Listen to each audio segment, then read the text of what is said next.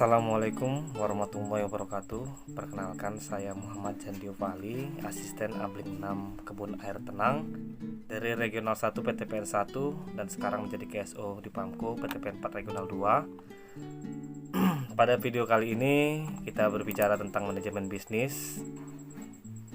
Nah, di mana bisnis perkebunan di Indonesia saat ini adalah bisnis yang sangat menjanjikan dan sedang hangat-hangatnya diperbincangkan tentang segala aspek positif maupun aspek negatifnya. Komoditi perkebunan Indonesia salah satunya yaitu sawit dan karet merupakan salah satu penyumbang devisa negara terbesar. Manajemen bisnis di suatu perusahaan dapat kita artikan sebagai sebuah seni.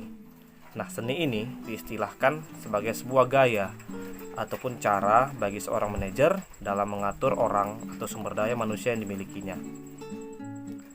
Seorang manajer yang baik tentunya harus dapat memberi motivasi, memuji, mengajar, dan bahkan menjadi sebuah inspirasi bagi orang-orang yang dimilikinya, yang tentunya nanti akan membawa pengaruh dalam ia memimpin, sehingga goals ataupun tujuan yang diinginkan dapat dicapai. Sedangkan bisnis itu sendiri yaitu suatu usaha yang dilakukan oleh seorang atau sekelompok orang, baik dalam skala besar maupun skala kecil, ataupun sebuah organisasi yang kegiatannya berupa menjual barang atau jasa kepada konsumen atau bisnis lainnya untuk mendapatkan keuntungan.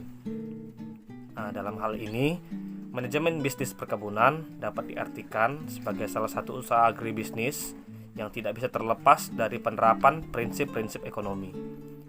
Dalam mempertahankan dan mengembangkan eksistensinya, prinsip ekonomi yang dimaksud itu adalah memaksimalkan keuntungan dengan penggunaan sumber daya seminimal mungkin. Dalam hal ini, perusahaan dihadapkan dengan sumber daya yang terbatas dan harus dikelola dengan efisien. Disinilah diperlukan prinsip ataupun perilaku manajemen agar tidak terjadi pemborosan sumber daya yang tersedia. Dalam bisnis perkebunan, terdapat pekerjaan pengelolaan di kebun sampai pengelolaan di pabrik. Bisnis perkebunan itu sendiri pada dasarnya ialah menghasilkan produk, penyediaan bahan baku, pengolahan menjadi produk jadi, pemasaran produk, serta secara fisik meliputi wilayah. Pelaku perkebunan Indonesia umumnya ada 3. Yang pertama yaitu perkebunan rakyat, perkebunan swasta, dan perkebunan besar milik negara. Dalam pengelolaan manajemen, terdapat fungsi-fungsi manajemen yang dapat dikelompokkan menjadi POAC atau POAC. P itu atau plan, di mana suatu manajemen bisnis, dalam hal ini manajemen bisnis perkebunan, harus memiliki rencana dalam pekerjaannya, yang dalam perkebunan kita sendiri biasa disebut RKAP. Kemudian ada O atau organizing, atau biasa disebut pembagian atau pengaturan kerja masing-masing bagian.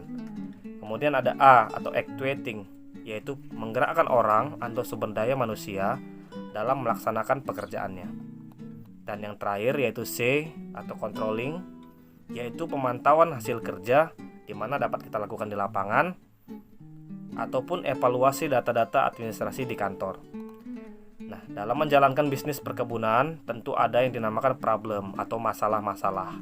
Maka dari itu perlu adanya problem solving, di mana apabila kita mendapatkan suatu permasalahan, kita dapat memprioritaskan penyelesaian masalah tersebut dengan metode-metode yang ada. Tentunya akan berlaku skala prioritas, sehingga manajemen bisnis dapat berjalan dengan baik dalam mencapai tujuannya, dan akhirnya akan memberikan kesejahteraan bagi karyawan maupun lingkungan sekitar.